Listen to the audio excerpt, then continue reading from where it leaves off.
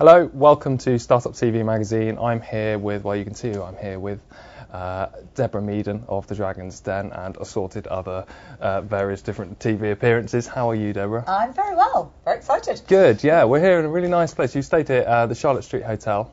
I use it a lot. It's kind of become my semi-London office. Your semi-London office. And they're lovely here, very helpful. All right, okay. So let's kick things off then. Let's talk about, well, firstly, the last series of Dragon's Den.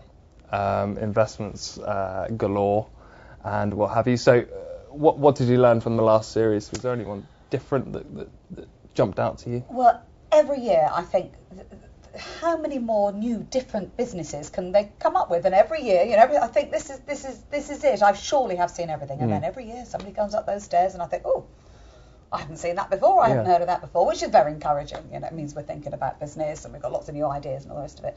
I think what can happen through the series, and now my eighth series, is that markets change. And definitely I noticed in this series, I was there a lot more sort of green renewables type stuff. And that's bang on, that's a great market. So I definitely watched my style of investment change with the way the market's going. So do the pound signs start ringing then when you see a green investment?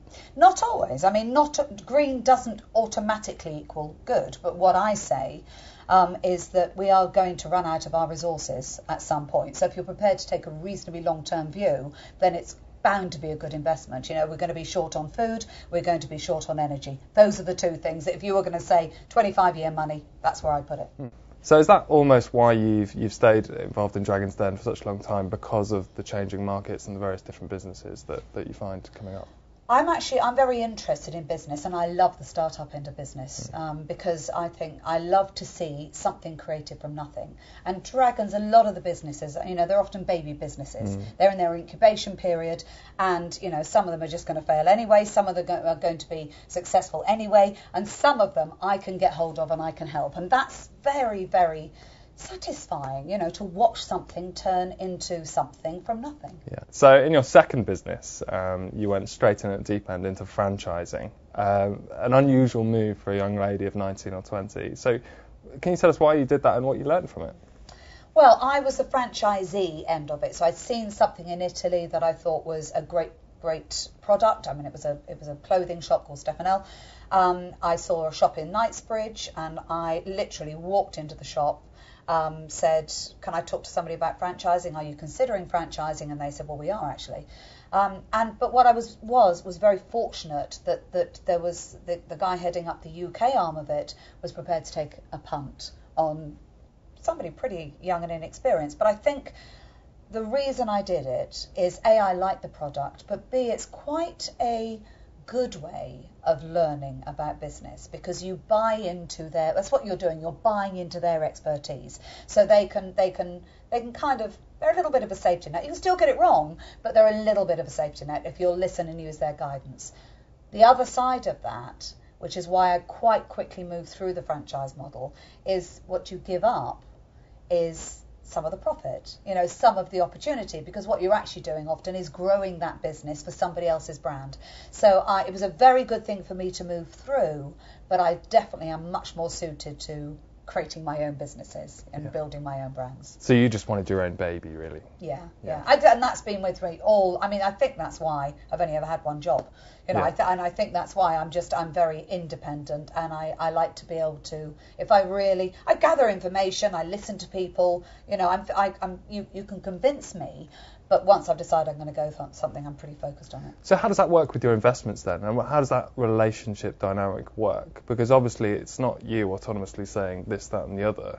I'm assuming. Absolutely. No, that wouldn't work. So how does it, is that frustrating, or is that... Not at all. Nice? I mean, the thing is too, I definitely am very conscious about finding, if you watch me in Dragon's Den, I'm as interested in the person as I am the product. Now, actually, if they don't have all the skills needed, it doesn't worry me. I just need to understand what it is that they've got and what it is that they're missing. Now, I've gathered enough contacts in my life to be able to say, look, you're very good at this, you're very good at that, but you need support in this particular area. I don't run or get involved with any of those businesses. I'm expecting the people who actually own those businesses. I mean, they're the drivers. They're the ones who, what I am is I'm a very good sounding board, and I am experienced, and I've got good contacts. So I'm able to look at something and think, I think you should probably stop focusing on that and start focusing on that.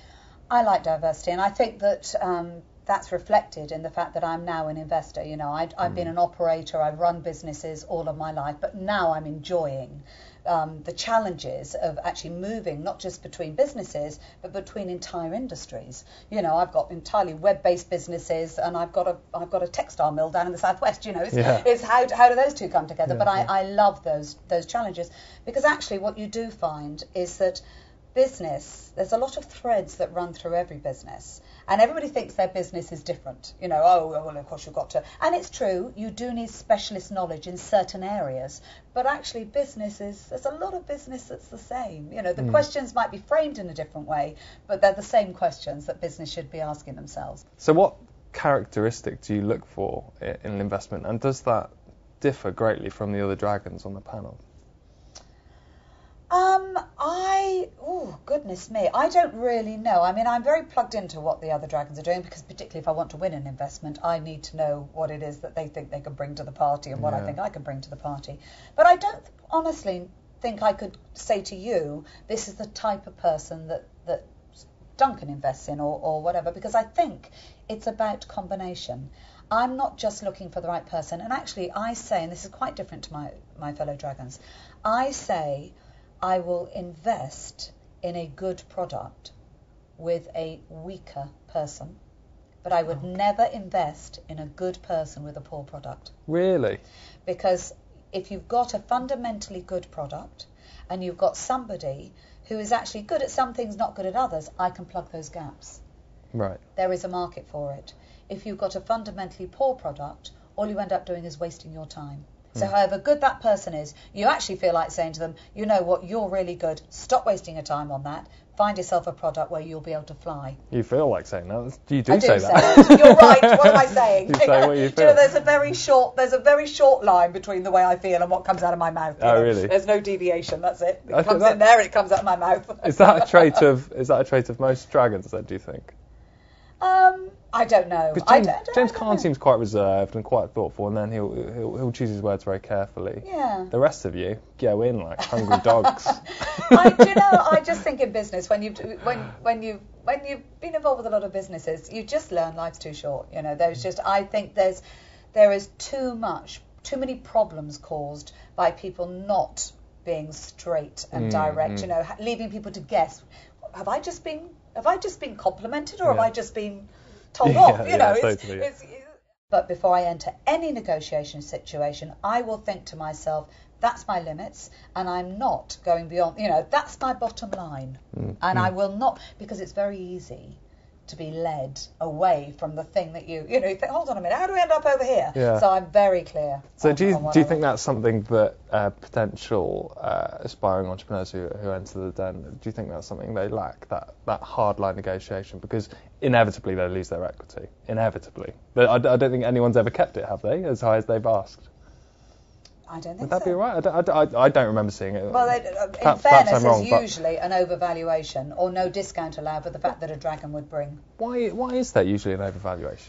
Do you think that's something that just these people in the den, surely everybody must be overvaluing their businesses? Well, I think two things happen, or several things happen in the den, but one thing happens. They've watched dragons before. They think I'm going to get discounted, and therefore I'm going to start at a higher bump price. It up. Right, okay. So that's pretty self-fulfilling. But also, they'll seek professional advice, and a firm of accountants will say, well, the industry average is 10 times EBITDA and blah, blah, blah. Forgetting the fact that these are often incubation businesses, they're very, very early, and when they're talking about projected profits, you apply huge discounts to projected profits because they're projected. That's the point. Yeah. So I think sometimes people actually do get poor advice on their valuation. And yes, it's true, we probably will negotiate, but actually to go in with a crazy valuation of your business says to me, be careful. This person doesn't understand how it works. It's not clever to say I value my business 3 times market value. That just says to me, you haven't got a clue, have you? So it's got to be within reason. Right, okay. So you mentioned that that some of the aspiring entrepreneurs are getting bad advice, maybe from financial people. What's your piece of advice that you would give them if someone was to come to you saying, look, I'm going to this see a VC or whatever, and I'm going to ask for investment. Give me some advice. What do I need to do? Well, I think it's really simple. I know more than anybody knows about my business. What do I think it's worth? What would I pay for my business? Sorry, is that a question? No, I thought you were asking me. No, I don't know. Again. No, that's But the price of your business, you are the person who most knows the true value of your business. So put yourself the other side of the fence and say, what would I pay? What would I pay for my business, knowing what I know about it? But is that not wood through the trees and all that? Isn't that one of the major problems for somebody who's starting their own business, is that they can't see their own business objectively? Isn't that one of the major challenges? Yes, but that's because they're not getting clarity. And what I say is, stop for a minute, step outside of that and look back at your business and think and it's the easiest thing in the world to think, what would I pay for my business?